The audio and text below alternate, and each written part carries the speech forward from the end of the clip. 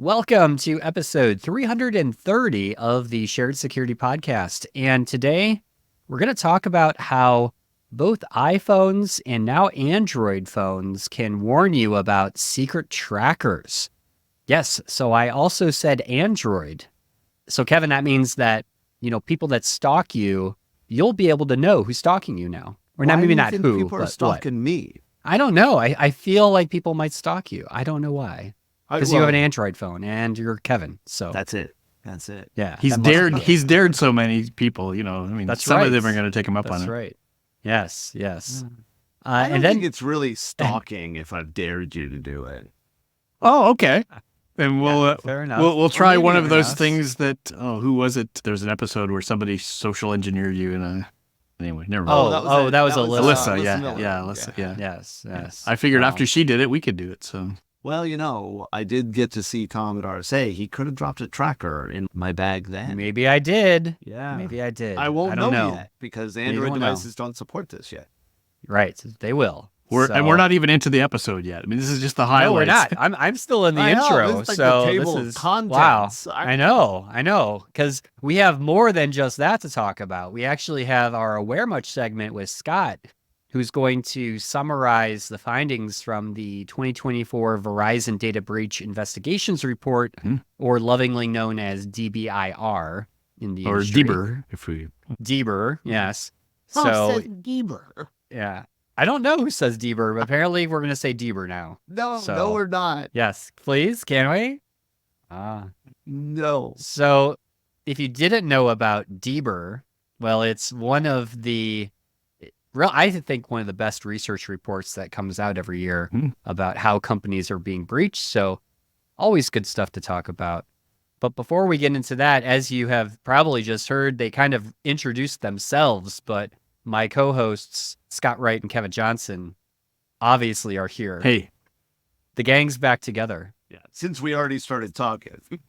Yes, that's right. So I know, Scott, you've been doing travels of your own as well. Yeah. Been doing various things, but it's been a while since we've all been together. Yeah. Kevin and I were at RSA recording a live episode of the podcast, the very first live episode, actually, in over 14 years. So that was fun. It was a great time. One of my highlights from RSA, I'll say.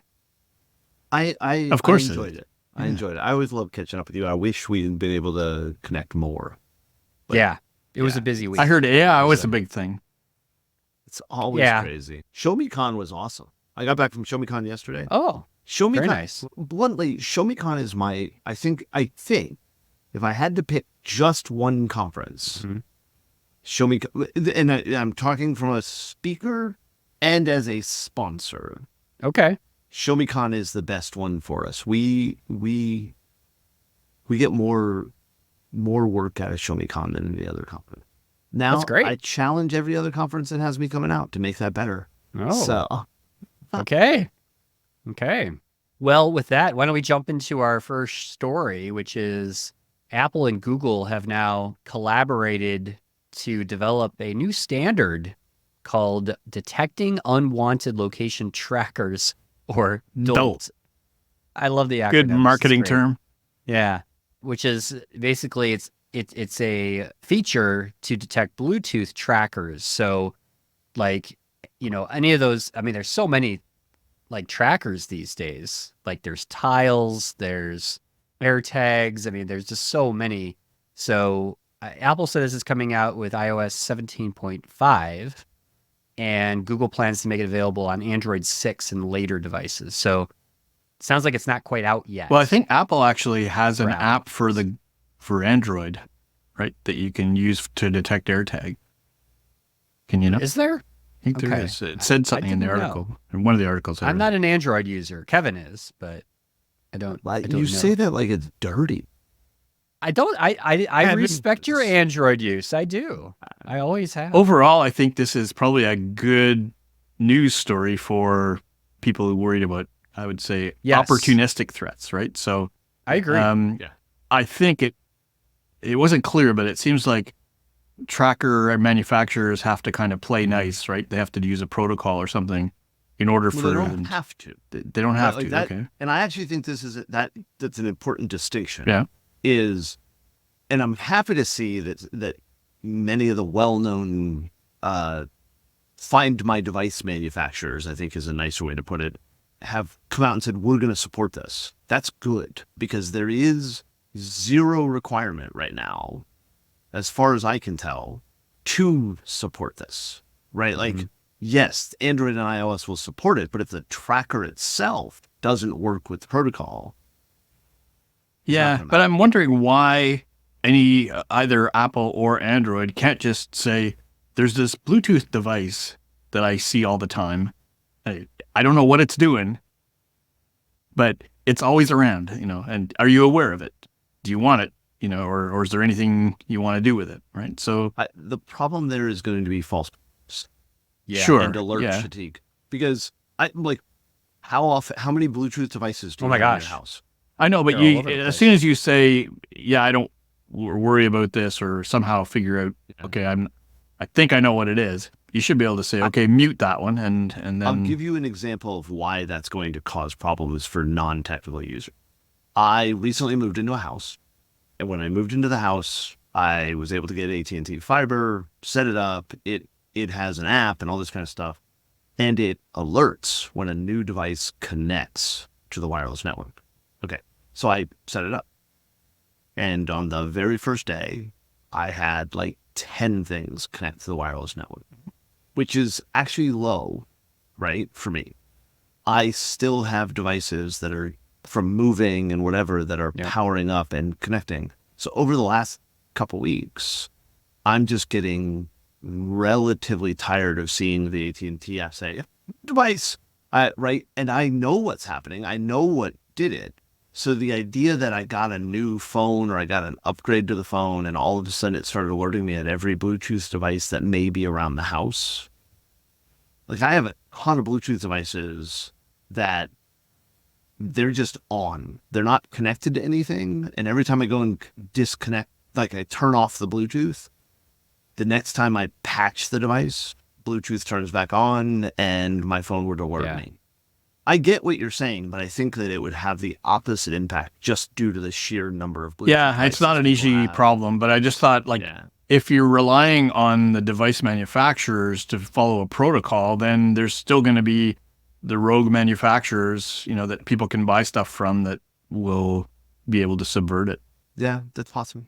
Yeah, I agree with you both. I mean, overall, it's a really good thing, especially for people in domestic abuse situations, which we've talked about on the show before. Yep. That is a serious problem, especially, I think the other piece of this is with spyware as well that might enable or also use some of these trackers as well. So it could be also an indicator of, maybe you have spyware on your device too. I know that's a whole other topic, but yeah, I think it's overall a good thing. And I like seeing the collaboration between Google and Apple. That's nice. We still have the green and the blue messages, but that supposedly is going away too one day. We'll see. But are we going to start a pool on that? When will that happen? I'm not betting anything. I'm not betting on that. No, one. I'm not a betting man for sure. Are you tired of compromising on security when it comes to managed file transfer? Look no further. Meet Kiteworks, the most secure MFT on the market today. Kiteworks MFT Suite is not just secure, it's FedRAMP Moderate authorized by the Department of Defense since 2017. This means it undergoes yearly audits and continuous monitoring by certified third-party assessors. But that's not all. Kiteworks provides a world-class secure file sharing and email platform. Easy for end users, manageable for administrators. With custom integrations, unified console management, Kiteworks sets the bar high where traditional MFT servers fall short. Step into the future of secure managed file transfer with Kiteworks. Visit kiteworks.com to get started today. That's kiteworks.com to get started today. But with that, why don't we jump into everyone's favorite segments, the part of the show that Kevin really likes, which is Aware Much? Yes. Sorry. After a long RSA conference break, AM is back. Here we are. AM. I like this. Man. Now I got to come up with stickers. But or now it something. doesn't sound as It has to be funny. a radio. Now it doesn't It sound has as to be a radio. it won't sound as funny, and Kevin won't laugh. So I think we'll just stick with aware much.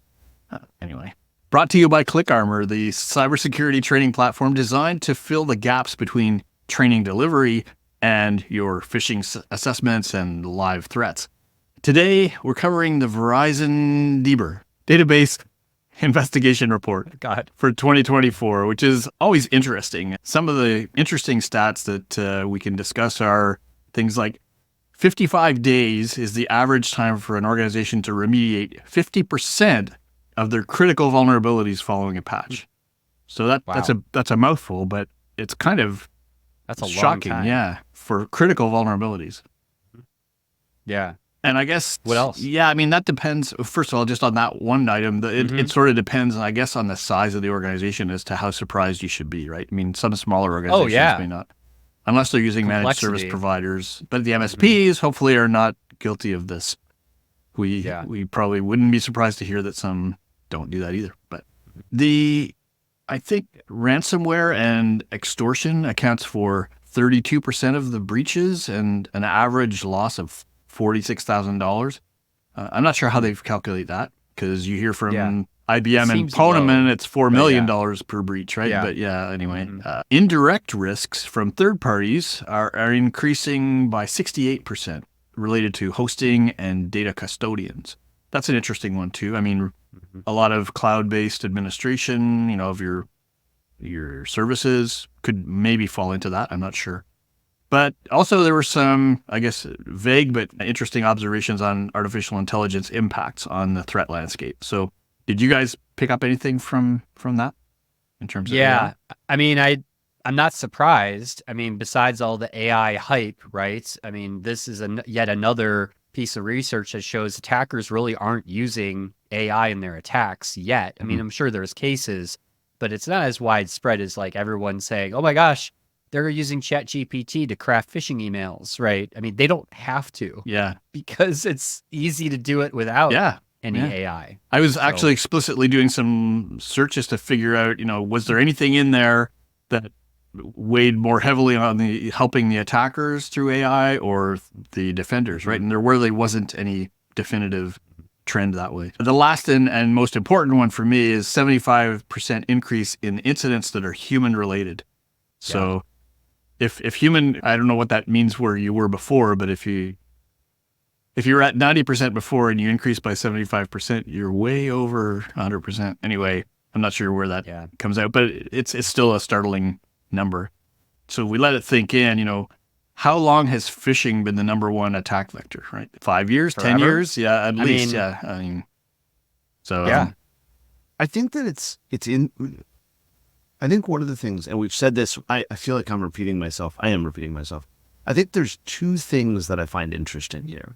I find lots interesting, but in this case, two that I want to say right now. One, I do want to qualify it. Every bit of these results are Verizon was called to respond to an incident.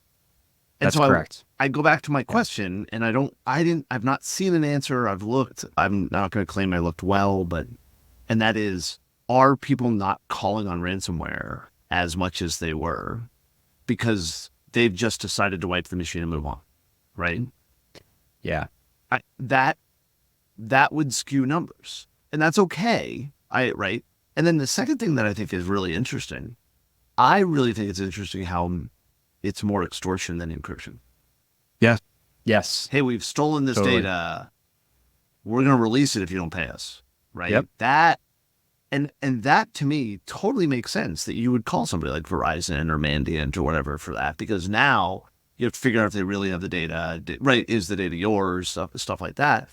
And that, so I'm curious how much the change in behavior and the change in response to the activity has skewed the numbers Verizon is reporting. Yeah, it's a good question. I don't know if of people I've talked to doing tabletops and other incidents that I've heard about, there are, usually insurance companies involved and breach coaches involved, and they're guiding people on what to do, right, in order for them not to be voided from their insurance. And so they may be saying, don't call these, big organizations. I don't know. It could be. Yeah. I think more of it is, I do think, and this is Kevin's opinion, I've got no facts to back this up. This is just, right? I think that we absolutely are seeing more of fewer people are calling for the things they can just resolve themselves. I do know from my experience that people are not dealing with that kind of stuff, right? Because it's an expense. If you call Verizon or Mandiant, it's expensive. And if you know that the answer is going to be slick the machine and rebuild, hey. Yeah. It's great that Verizon publishes this stuff, if for no other reason than for marketing, right? It is. I personally believe I want everybody to post as much as possible. The more information we give out to people about what is going on, the better it is. Even with my concern about how we figure out what the numbers are, I think it's always better to be able to go to people and say, okay, look, this is an issue. What are we going to do with this? Right? That is so important for us to be able to do. Yep. Yeah. Well, this installment of Aware Much was brought to you by ClickArmor, and we focus on the human risk side of things. So, when you're talking about the causes of ransomware and the human involved breaches, and you're wondering why employees and humans are still at the top of the list for the being involved in these incidents, I have an answer that may be something you want to consider when you're budgeting and planning. And that is that, to me, there's a large gap between the training delivery to employees and the phishing simulations or even the real world attacks. So we make a lot of assumptions about what people are understanding from the training, what they retain as knowledge from the training, and what they've been able to practice and become ready to face, whether it's live phishing or the real attacks. So everyone's tracking click rates and trying to get them down. And the fact is that phishing simulations can't really properly replicate many of the phishing attacks, which we can do in ClickArmor. And that's why I like to talk about this stuff. We can create what we call virtual inbox phishing simulations. We can create social engineering scenarios that you can actually get people to face those real threats or recognize threats before they have to face them in the real world. Things like somebody I was speaking to recently said, for role-based training, all these things are changing, and it's not something you can do one size fits all anymore. People like SaaS app administrators, right? They're not technical people anymore. They're in the business units, and they have security privileges. How do you teach those guys, right? It's very hard with the off-the-shelf stuff that's there now.